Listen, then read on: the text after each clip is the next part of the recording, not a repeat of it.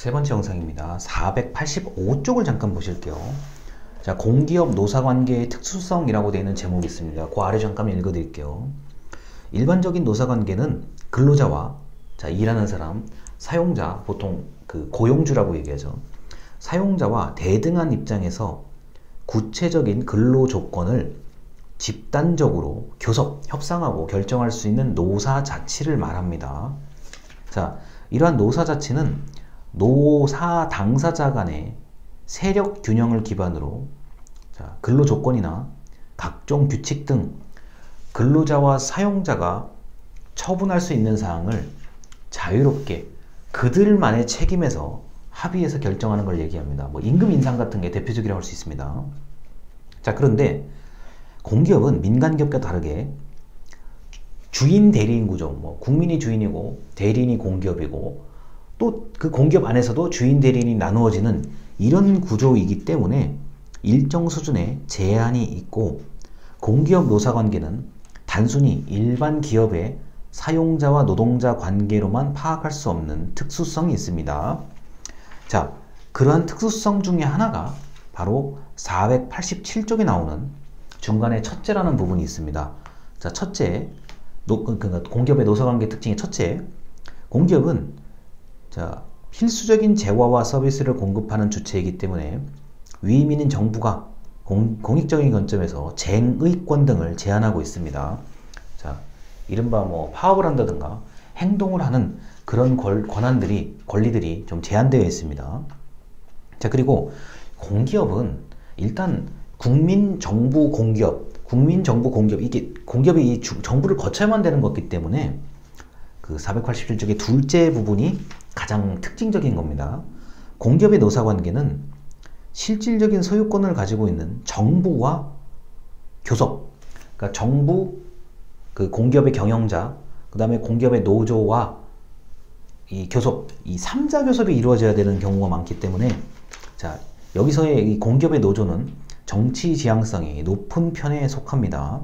자, 그래서 일반적인 기업 같은 경우는 우리 경영자 측과 근로자 측이 두 관계가 자율적으로 합의가 되면 되는 반면에, 이 공기업은 원래부터가 정부 공기업, 그리고 공기업 안에가 경영자와 노동자로 이루어지는 이른바 3자 구조예요. 3자 구조이기 때문에 정부와의 교섭 비중, 그 다음에 정부의 어떤 관련된 사람들이 반드시 참석해야만 되는 그런 부분들이 있습니다.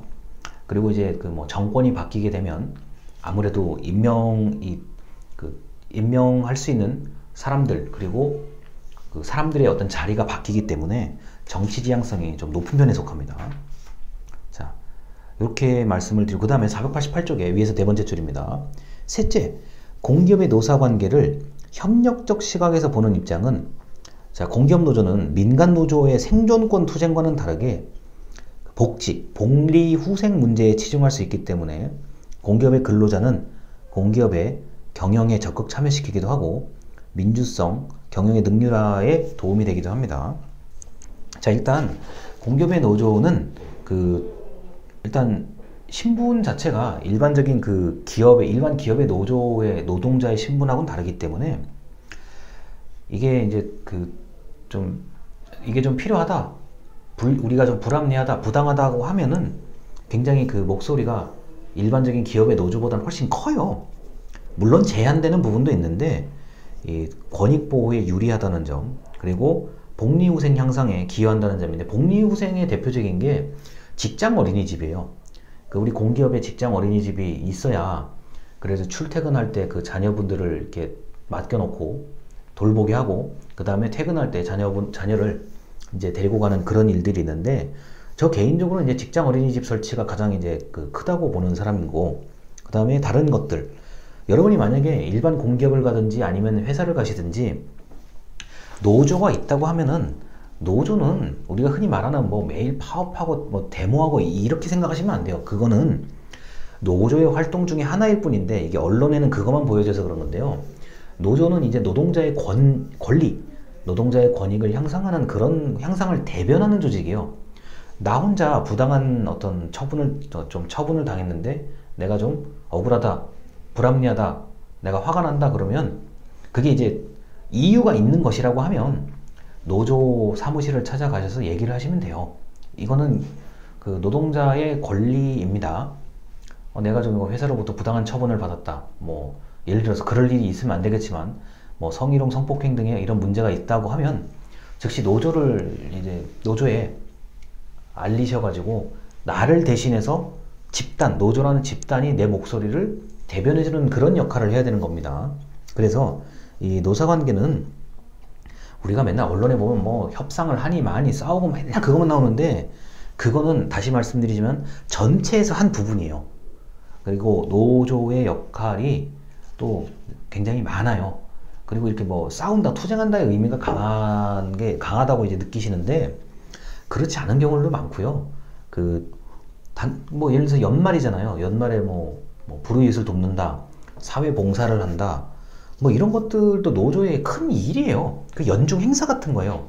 우리가 이제 너무 언론에 나오는 것만 이제 봐서 그런데 그건 일부분이고 다른 우리가 모르는 부분, 그리고 경영자 우리 고용주하고도 또 잘 지내는 노사들도 많아요. 굉장히 많습니다. 그래서 좀 넓게 이건 보셔야 돼요. 내가 노동자인 나 개인이 문제가 생겼을 때 흔히 말해서 하소연할 데가 없으면 노조를 찾아가셔야 돼요. 굉장히 또 친절하게 잘 해주세요. 네, 제가 지금까지 지켜보면은 굉장히 친절하게 잘 해주시거든요. 그래서 그런 게 있다는 걸 좀 아시고 이 영상을 이해를 하셔야 됩니다.